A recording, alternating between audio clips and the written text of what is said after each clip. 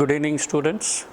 Welcome once again to the online classes presented to you by Sri Vidya Mandir Matriculation Higher Secondary School, Uttangarai, Krishnagiri district. I hope you are all staying well and safe at your home, and you are facing this corona bravely to overcome it. At the same time, I think and hope that you are all following our video classes with great interest and save a great time for yourselves in future so that you can prepare well for your future examinations. I do hope that you are following the lessons online with interest and vigor to enrich yourself and your knowledge. Today, we are going to look at the 10th Standard Unit 7 Supplementary Reader Lesson, A Dilemma by Silas Weir Mitchell. Now, let us go into the lesson. Students, now let us go to the non-detailed lesson for the Unit 7 of 10th English, A Dilemma. A Dilemma by Silas Weir Mitchell.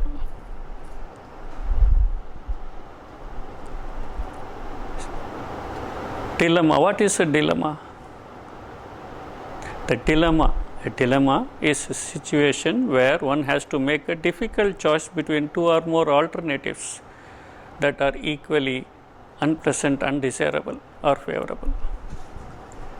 So, the title here says that the protagonist in the story is going to deal with a dilemma.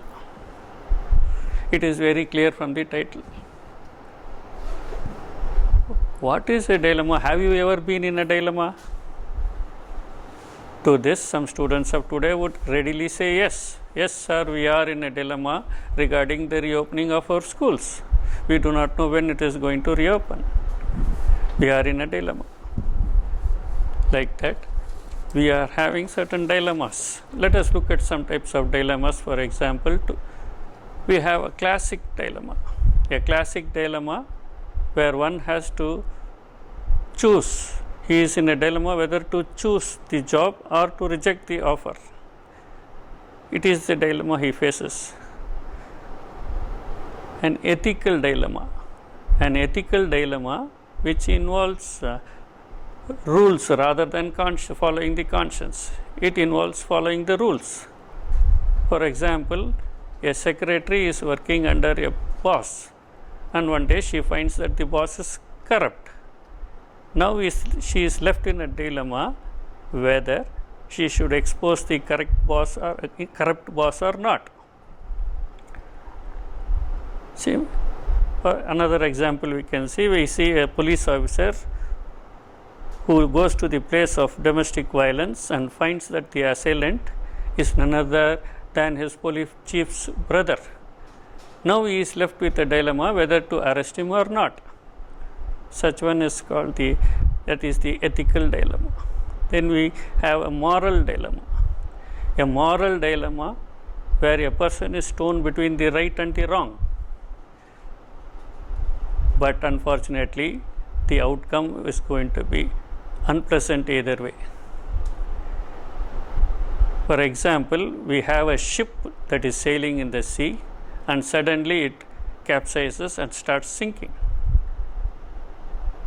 There are 11 people on board, but there is only one lifeboat which can accommodate 10. Now, which 10 people should go into the lifeboat and which one should be avoided? This is a moral dilemma. Or we have extra tickets for a World Cup final match where we have 2 extra tickets and 3 close friends. Which friend to be avoided? Again a dilemma, a moral dilemma. Moving further, we can see a dilemma called Sophie's choice. A Sophie's choice where a mother, an unpleasant, unfortunate mother, has to make a choice which of her two children should live and which of her child should die. which child should live, which child should die. She is left in that dilemma. So it has been coined as Sophie's choice now. We have the chicken and egg dilemma. The chicken and egg dilemma, which came first, the chicken or the egg? And we have a self-imposing dilemma. A self-imposing dilemma, it has been often used, it is in literary dilemma. For example, it is seen in Shakespeare's Hamlet, where the protagonist Hamlet is in a dilemma, and the famous quote, "To be or not to be," is the question. That is the dilemma. To be or not to be, whether to live or to die. Hamlet is left in a dilemma whether he should live a painful, miserable life unhappily, or he should commit suicide and expect uncertainty after death. The prescribed story dilemma by Silas Weir Mitchell is very similar to this dilemma of Hamlet. Here in the story, the dilemma by Mitchell, the protagonist named Tom is left in a dilemma whether he should open a iron box of riches containing dynamites also. Whether he should open that iron box or not, he is left lurking in the dilemma. This story is about this dilemma of this protagonist Tom. That is why it has been named a dilemma. Now let us move on to know something about the author, Silas Weir Mitchell. Silas Weir Mitchell was a famous American physician as well as a writer who graced the world between 1829 and 1914. He was born in Philadelphia, USA in 1829. He studied in the University of Pennsylvania and became an MD in 1850. He was a neurologist by profession.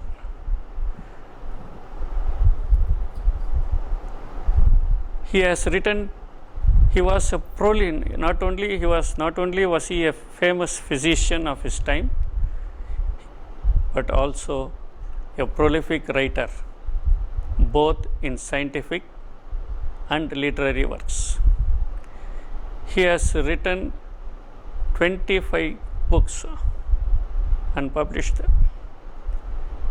And most of his stories are based on the incidents that he had faced in the medical field. Thus, his medical background had helped him to write historic fiction with much psychological insight. He has been conferred several honorary degrees from various universities all over the world. He was one of the famous physicians of his time and is aptly called the father of neurology. He was also a pioneer in medical science. The American Academy of Neurology Award has been instituted in his honor for young researchers of.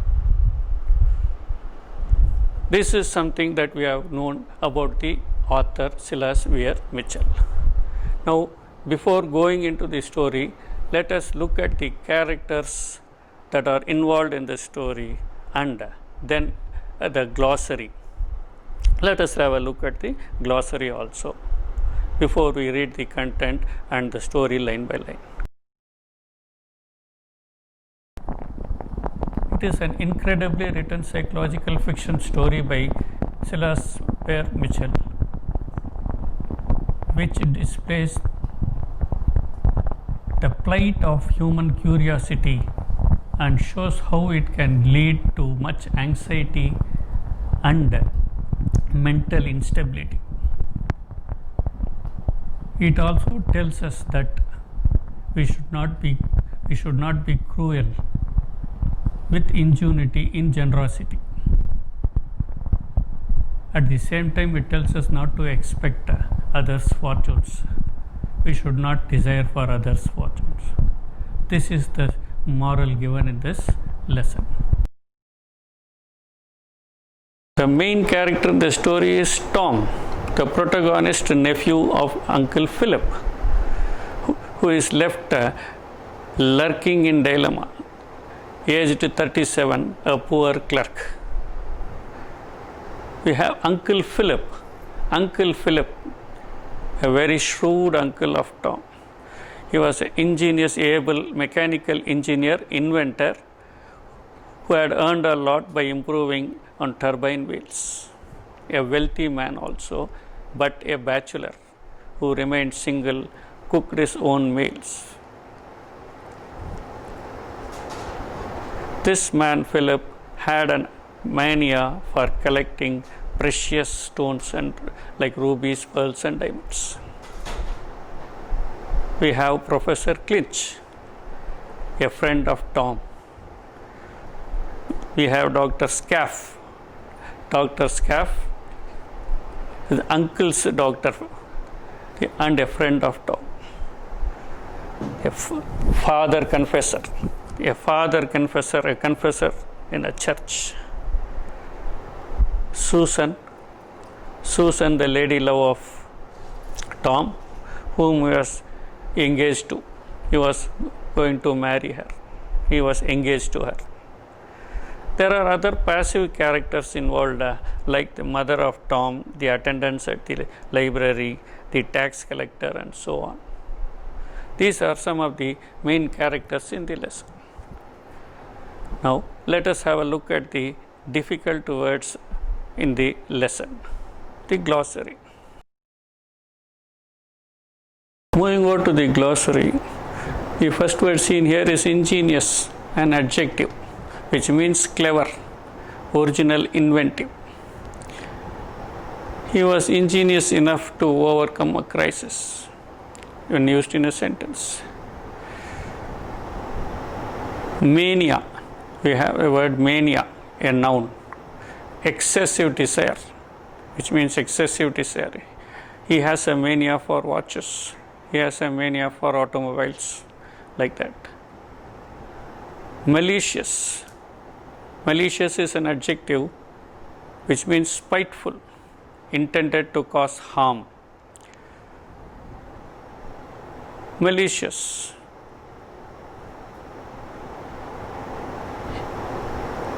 He was suspected of malicious damage, causing malicious damage. A sentence. Queer. Queer is an adjective which means strange, odd. Strange and odd.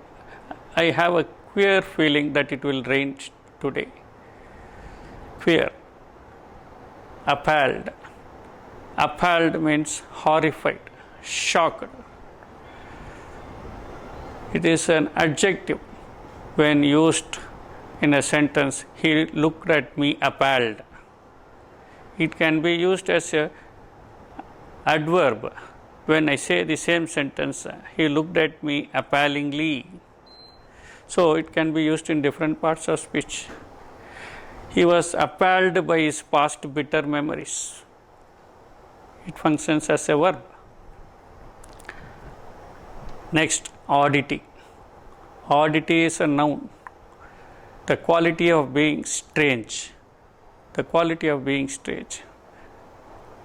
The oddity of his remark was realized by him and he immediately withdrew it.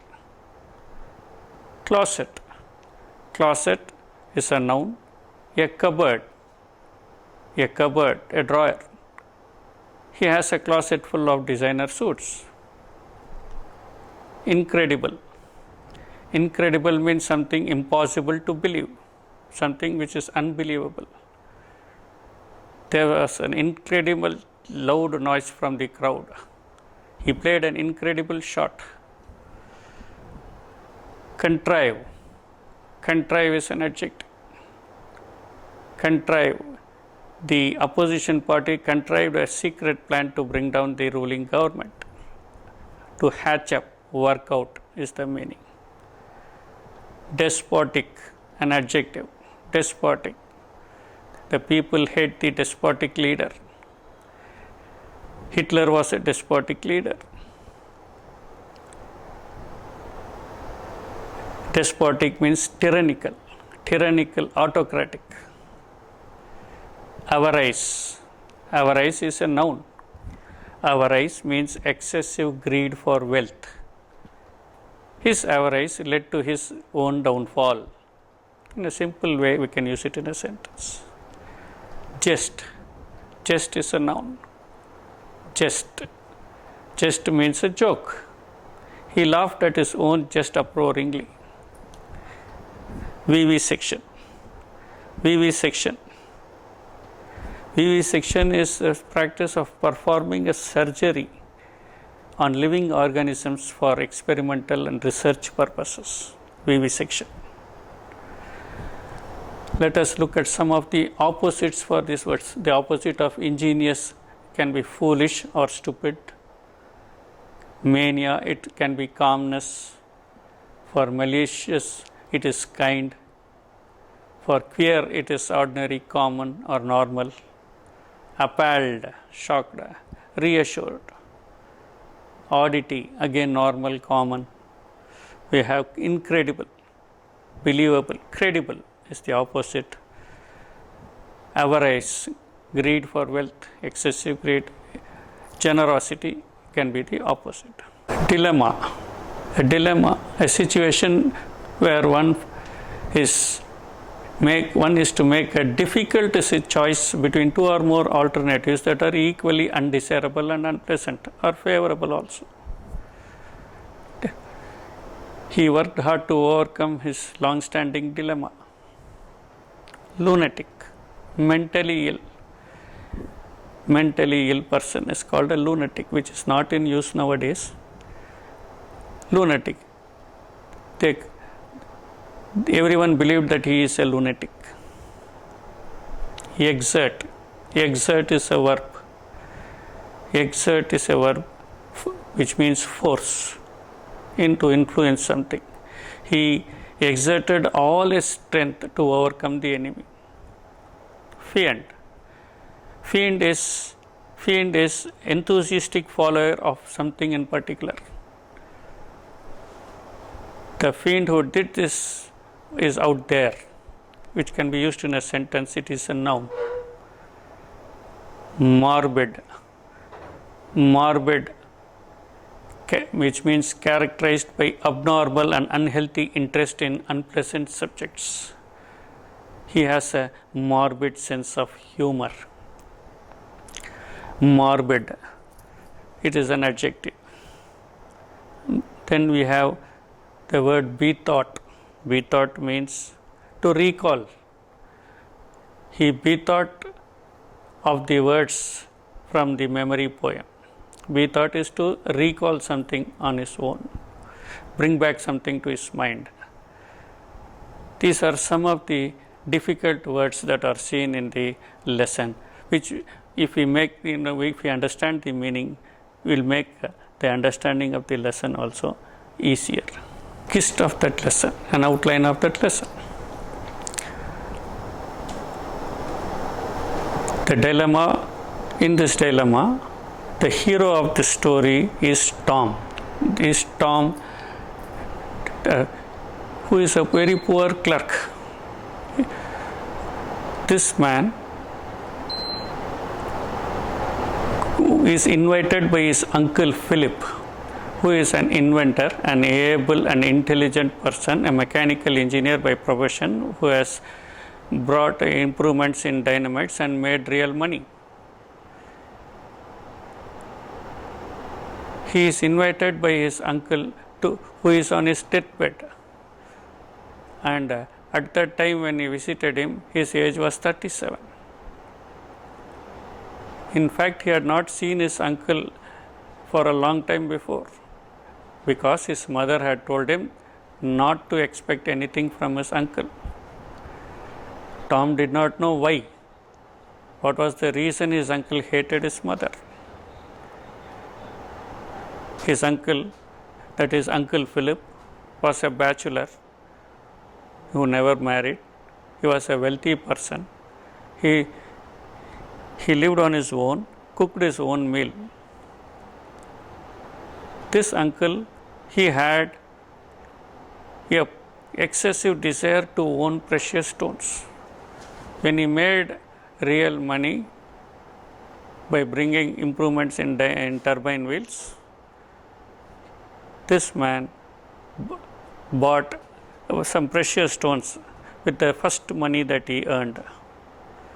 Then as he grew richer, this obsession for rare precious stones became stronger, and every time when he used to buy a precious stone, he would keep it in his pocket and look at it now and then put it in the safe box in the trust company.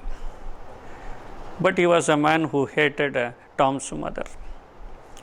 His mother had warned him not to expect anything from him, but now Tom had received a letter from his own uncle who was on his deathbed. There was an odd word in that message which said, "My sole relative." Even that word gave no new hopes to Tom because he remembered his mother's word. Still, he thought it best to go and meet his uncle. This man goes and meets his uncle who is on his deathbed.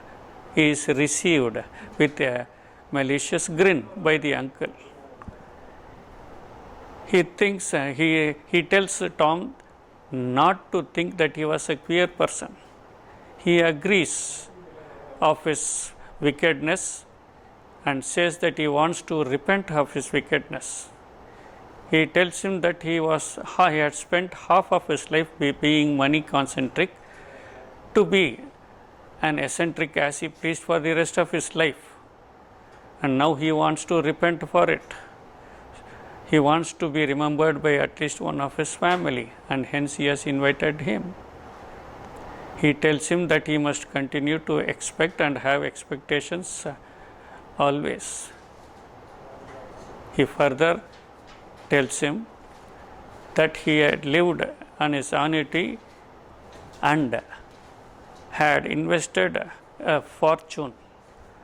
Most of his money, wealth that he had earned, had been put into a fortune in the form of precious stones. He tells Tom that he has a collection of rich and rare precious stones which will be his after his death, because he will become the real heir to the precious stones. He tells him that he wants to leave to the other world, and before he leaves to the other world, he wants to be satisfied that he has at least made one man happy. Tom says thanks to him, and as he leaves to go, the uncle tells him that he must pay for the funeral of his. Tom is asked by the uncle to pay for the funeral of his. Tom accepts to pay for the funeral, and then before he leaves, uncle again tells him, he reminds him that the rubies in the box are very, very valuable, and that he should be careful in opening the box. Before he opens the box, he should read a letter that is placed on it, and with the key that is also placed on it. He advises him not to shake the box. This seems very odd to Tom, but he leaves the place, and while he is leaving, the uncle again tells him not to come again, as it was not hasten things. Tom leaves that place and goes, and after a week, his uncle is dead. He is handsomely buried by Tom, and Tom becomes the legal heir to the uncle as the will is found a day after. Tom goes to the safe. He takes out the box and finds the letter and key on it. He doesn't shake the box. He just carefully reads the letter, which tells him that it has precious stones, lot of diamonds and rubies. But his cunning uncle tells him that he could have given it to some charity, but he hated the poor, and as well as he hated his mother's son, as well as he hated Tom, that is. He tells him that he should continue to nourish expectations and continuously remember his uncle. He tells him that he has placed that the box contains an interesting mechanism that will certainly act as the box is unlocked. He says that he has filled it with 10 ounces of superfine dynamite, which is improved superfine dynamite that will blast as soon as it is opened. The uncle tells him that it is accurately only 9.5 ounces of dynamite used. Further, he advises him, if he doubts him and doubts its words and opens it, he will be blasted to atoms. But if he believes him and opens it, he will continue to nourish expectations which will never be fulfilled.